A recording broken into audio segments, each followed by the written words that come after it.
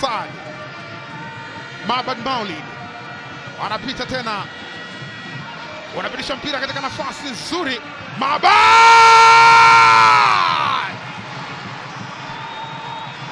Coastal Union Mangush wanawapetipeti Simba, wanapiga saluti ndani ya Mkwakwani.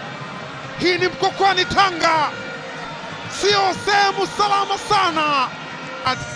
Ulipitishwa mpira akaupokea Mabad, akautenga pembeni, wakasogea tena fullback Aidan Alexander akampitishia tena, akaukuta, akanyosha kombora hilo.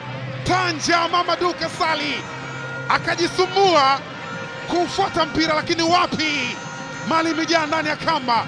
Tanga sio sehemu salama kwa wageni. Libase Geye anapitishiwa Chama amempitishia tena Libase Geye.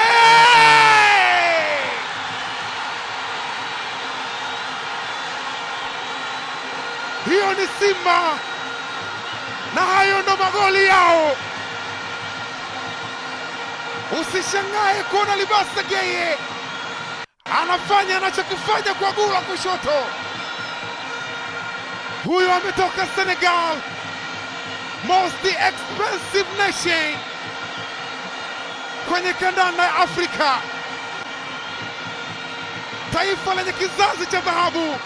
Pasi ilitoka kwa yule Chama Clatous. Libase Geye akachekecha, akanyosha upinde ule, ukamshinda, akaona vumbi tu.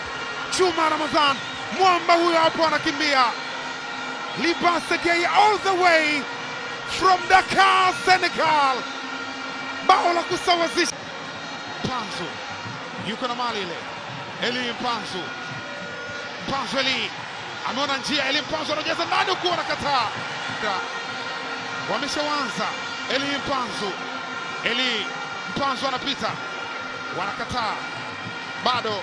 David Kameta anakataliwa, umebabatiza na kwenda nje, ni kona imejazwa ndani, kuna jina kwa kichwa. Wow!